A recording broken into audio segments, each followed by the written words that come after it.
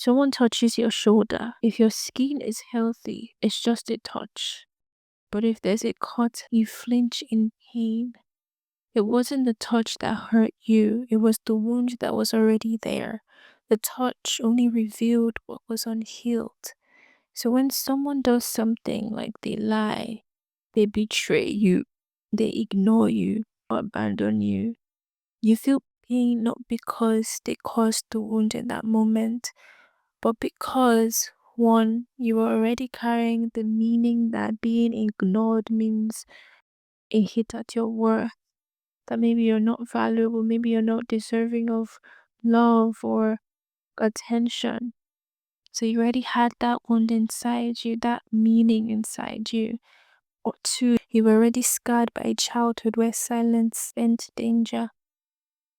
So when you see someone's action and then you feel pain by it, it's actually a sign that there's something inside you, like a wound. So let's go to the cake analogy. Someone was selling cake by the roadside. Person A would walk by and they're full, they don't care for cake. But person B walks by and feels to buy the cake. What caused that influence to be perceived? That cake meant something of celebration or of comfort.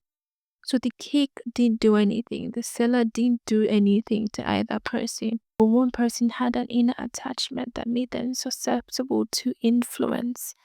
So this is the same with people. You only get hurt when someone touches something you have not detached from. And this is what my dream was telling me, is to understand that that person's experience is coming from something that is totally independent of you. It's coming from something that they haven't detached from, something that your action probably rose up in them again. So yes, you can feel compassion, but you need to detach yourself from whatever that person is feeling. Difficult because if you're raised to be responsible for someone's experience, then maybe your action is what is causing someone to feel a certain way, especially in relationships. Significantly for men who think that their actions will make someone, a woman, happy. It's not your action that is making her happy. Your action is only seen as an influence, and it's up to what she is experiencing within herself. What a cake probably represents that is causing her to have that experience through your actions. So yes, your action is an influence, but it's not the cause of the person's experience.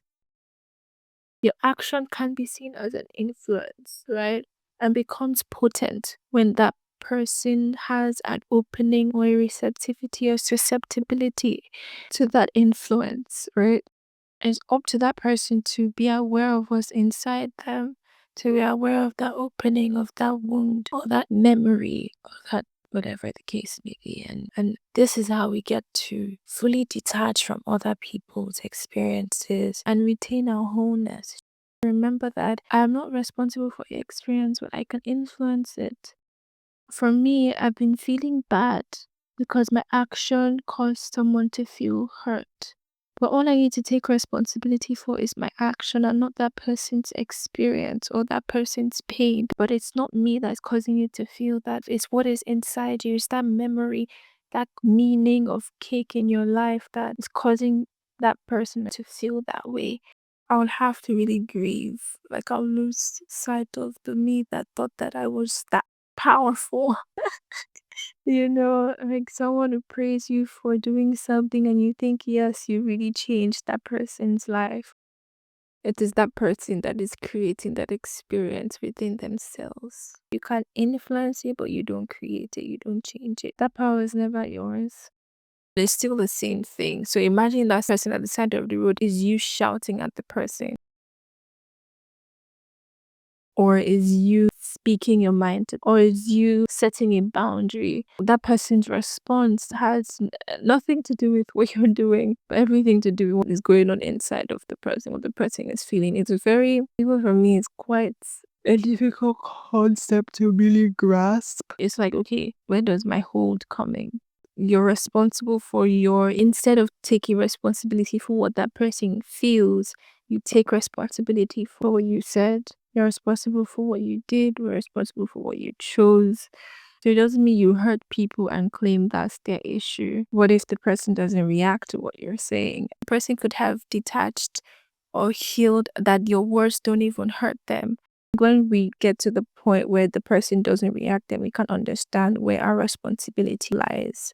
Your value doesn't come from how you affect someone's experience or change someone's life. If you already have worth, and not because it's causing someone to feel a positive experience, because it's not you that's doing that. And true control has nothing to do with the actions or experience of another person, but true control deals with everything surrounding you, from your intention to your action. Can you control your decisions? Can you control your emotions? Choosing to love yourself and act in a way that brings you joy would always, always, always positively influence everyone around you. Influence is the key word.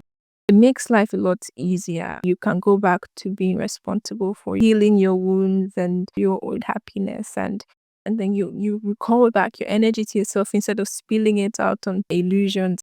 I'll see you in the next one.